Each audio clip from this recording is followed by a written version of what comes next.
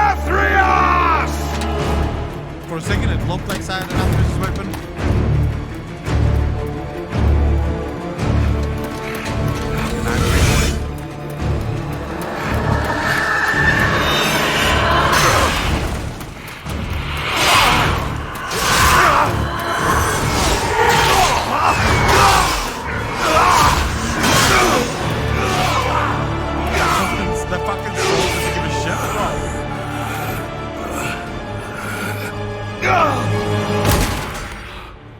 This was your valiant last stand.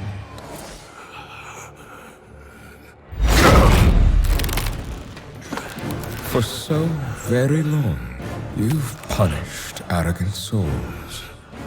But instead of learning from their suffering, you've become one of them. You just needed to obey. How fortunate you are to witness the splendor of what is about to unfold. Every precious drop of anima, so painstakingly wrung from the tortured souls of lesser beings, now paves the path for the banished one to reclaim what was his. And once his liberation is secured, it shall be by his will that all is washed away. The only power that will emerge from this torrent of change is death. Death and those who shaped its victory. Someone will stop you, Denathrius.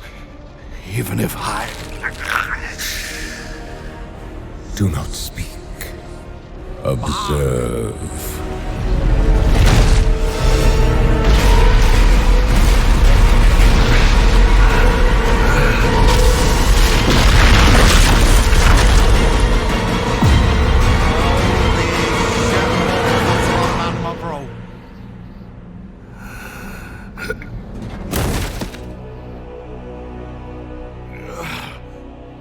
Remember this lesson.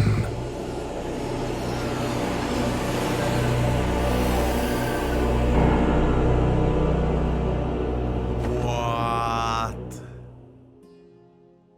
Denathrius, we've seen that before. We have seen that before. All right, I need to make a couple of things. Well, let's just say there's a couple of things we have to look at here.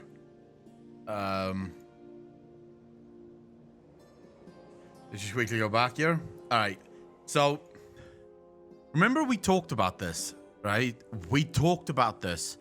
Listen to Denathrius in this scene where he's talking, right? How fortunate you are to witness the splendor of what is about to unfold. Every precious drop of anima, so painstakingly wrung from the tortured souls of lesser beings, now paves the path for the banished one to reclaim what was his. What was his? This is the first time we get actual evidence of this. It's been said multiple times now, right? Delora says this, where she says to reclaim what is his, but all of them constantly said what is his. In other words, it could be that he believes it is his, but it was never his. Denathrius would be old enough to remember what the Shadowlands looked like when Zovaal ruled it.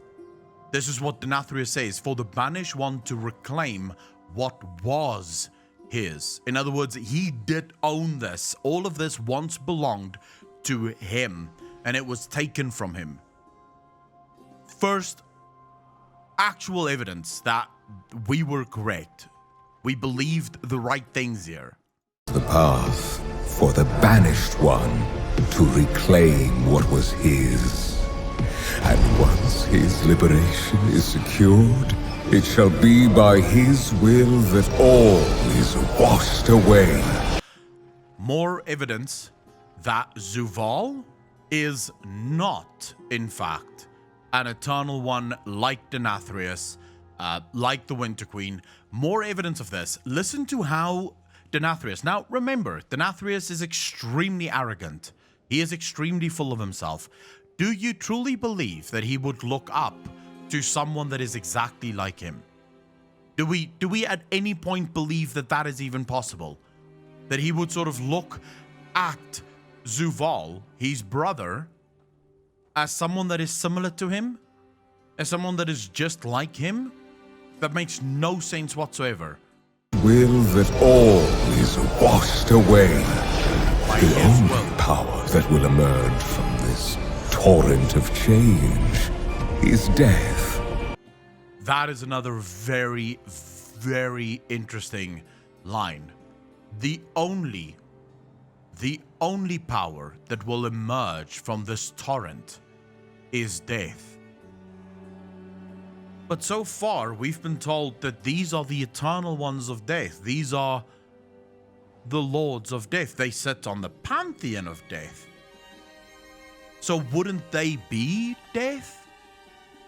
I mean, why would death need to emerge as the power when they are already in power? Surely that makes no sense, right? Why would this power need to emerge if it is already in control? It is in control of the Shadowlands. The only way that sentence makes sense, if these eternal ones are not death, they aren't part of death, and we'll throw back again here to Bwansamdi. Bwansamdi tells Nathanos what the power that the lords of death have given can just as easily be taken away. Bwansamdi would have known that it was Zovaal that gave Sylvanas power, not these other eternal ones. But he still said the lords of death, and this was in Shadows Rising. In other words, there might be multiple lords of death, and they may have been thrown into Torghast. Death and those who shaped its victory. He also talks about death as if it's an actual thing, an actual being. Death and those who have helped shape. Right? It sounds like it's a thing. It's an actual entity that he's talking about here. Death and those who shaped its victory. Am I crazy for thinking that? That the way he phrases that, death is a thing. It's an actual thing. It's an entity of some sort, a being of some sort.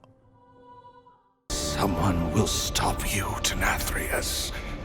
Even if I... Do not speak. Observe.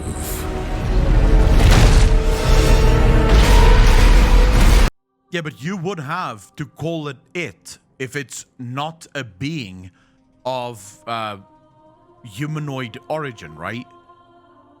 If it's not a being that it has any sort of humanoid form, you would call it an because it can't be male, it can't be female.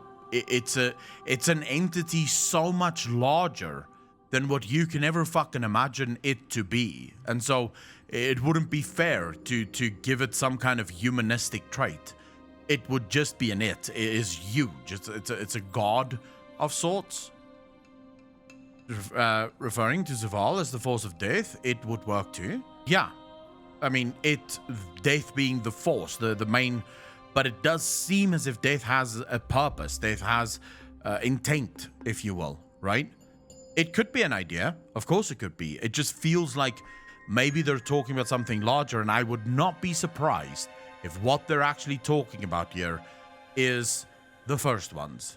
And then maybe I am correct in my original speculation that the first ones isn't some group of beings that work together.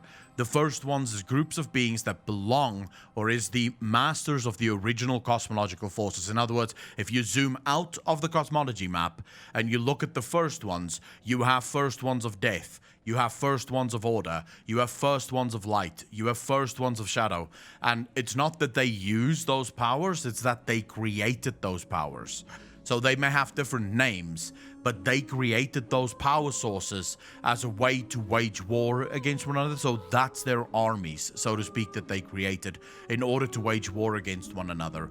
But they are also at war with one another. So you basically step into this world, this war of the world of a war for the universe, so to speak. So we as mortals are in this consistent war for our worlds. That the cosmological forces is in a consistent war for the control of the great beyond, and the first ones is in consistent war with each other for control of everything, so to speak. So basically, the further you zoom out, the bigger the war gets, but it's war all the way down. Everyone is fighting for control over everything. That's what I think, at least. That would be my speculation. But yeah, this is just, it looks so fucking cool.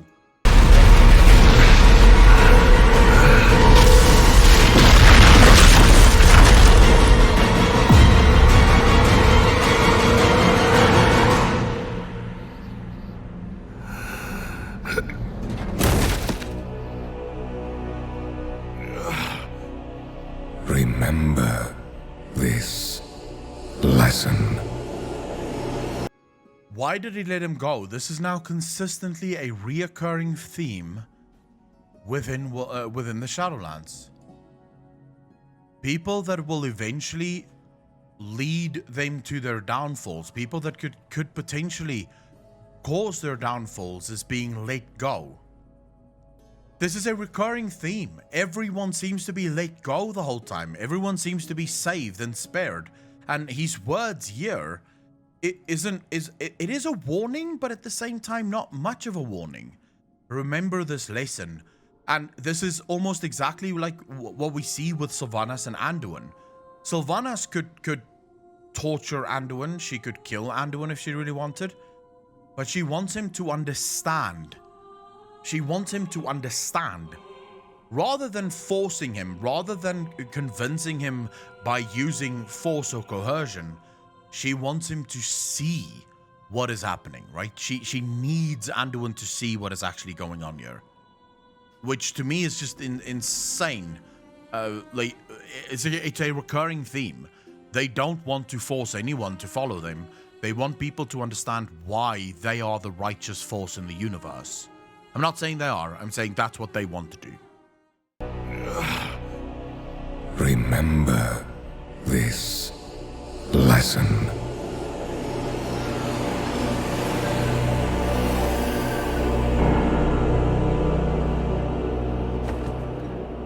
I don't know.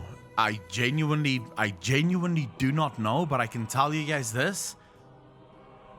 Blizzard did a fucking wonderful job with every single one of these cinematics. Like, every single one of these cinematics is just so on point. Just so insanely on point. I love it. I'm absolutely in love with it. This is fucking crazy, bro. Oh my god. This is absolutely nuts, bro. Oh, for fuck's sake. All right.